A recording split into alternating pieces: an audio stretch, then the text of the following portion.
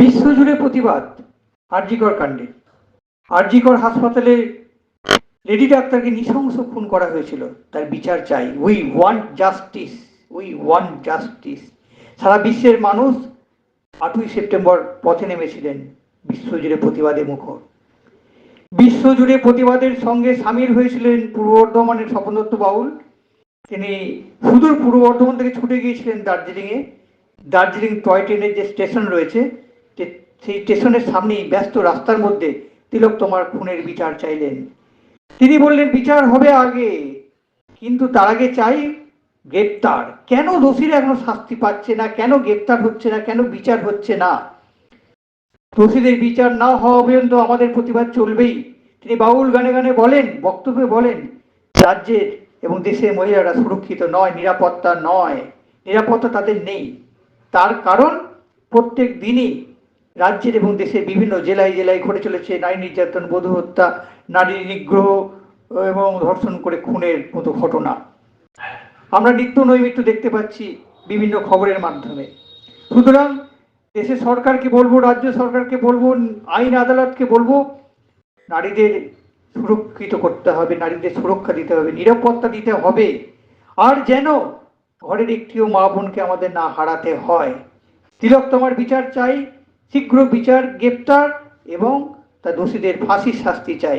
স্বপন দত্ত বাউলের নিঃস্বার্থভাবে এমন মহতি উদ্যোগ দেখে দার্জিলিংবাসী খুবই খুশি। প্রত্যেকেই তারা প্রশংসা করেন এবং তাকে বলেন, আপনি যেভাবে এগিয়ে এসেছেন সমাজের কাজের জন্য, তিলোত্তমার বিচারের জন্য, আপনাকে দেখে প্রত্যেক মানুষেরই পথে নামা উচিত। স্বপন দত্ত বাউলের এই মহতি উদ্যোগকে দার্জিলিংবাসী সাধুবাদ জানায়। এটা একটু ধরে নাও, ভিডিওতে ধরে নাও একটু আগে। ঘুরে যাও, ঘুরে যাও।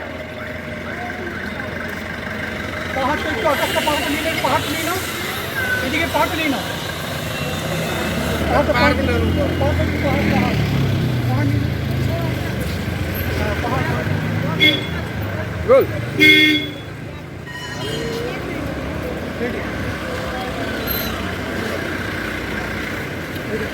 কবে হবে বিচার, কবে হবে গ্রেপ্তার, কবে হবে বিচার, কবে হবে গ্রেপ্তার? আরজিকর কাণ্ডের দোষীদের সাজা কি গো হবে না? তিলোত্তমা দোষীদের বিচার কি গো হবে না? তিলোত্তমার দোষীদের বিচার চাই, শাস্তি চাই। কবে হবে গ্রেপ্তার, কবে হবে বিচার? আরজিকর কাণ্ডের দোষীদের সাজা কি গো হবে না?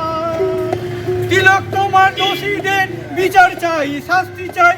তিলোত্তমা দোষীদের শাস্তি না পেলে আমাদের প্রতিবাদ থামবে না। নারীদের সুরক্ষা, নারীদের নিরাপত্তার বড়ই অভাব রে।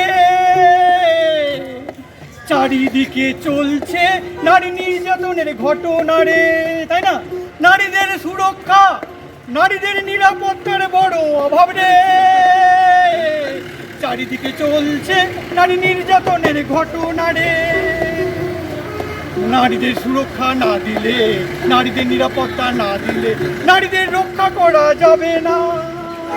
তিলোত্তমার দোষীদের বিচার চাই, শাস্তি চাই, ফাঁসি চাই। তিলোত্তমার দোষীদের বিচার চাই, শাস্তি চাই, ফাঁসি চাই। তিলোত্তমার দোষীদের শাস্তি না দিলে আমাদের প্রতিবাদ থামবে না, আমাদের প্রতিবাদ থামবে না।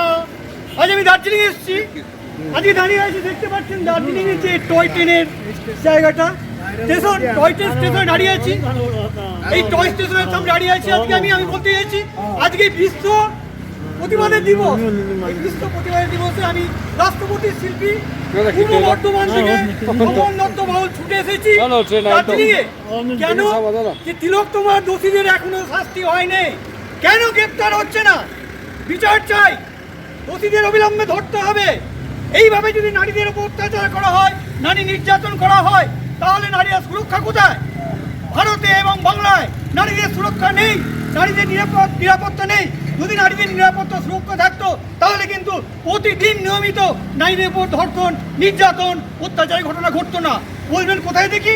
টিভিতে, খবরের কাগজে আমরা দেখি। আজকে বিশ্ব প্রতিবাদ দিবস America, Britain, German, Russia, Japan, Australia সব দেশ প্রতিবাদ করছে। তাই আমি পূর্ব বর্ধমানের স্বপন দত্ত বাউল, সমাজ সচেতনের বাউল, নিঃস্বার্থ বিনা পারিশ্রমিকে মায়েদের রক্ষা করার জন্যে, মেয়েদের রক্ষা করার জন্যে ছুটে চলে এসেছি দার্জিলিংয়ে।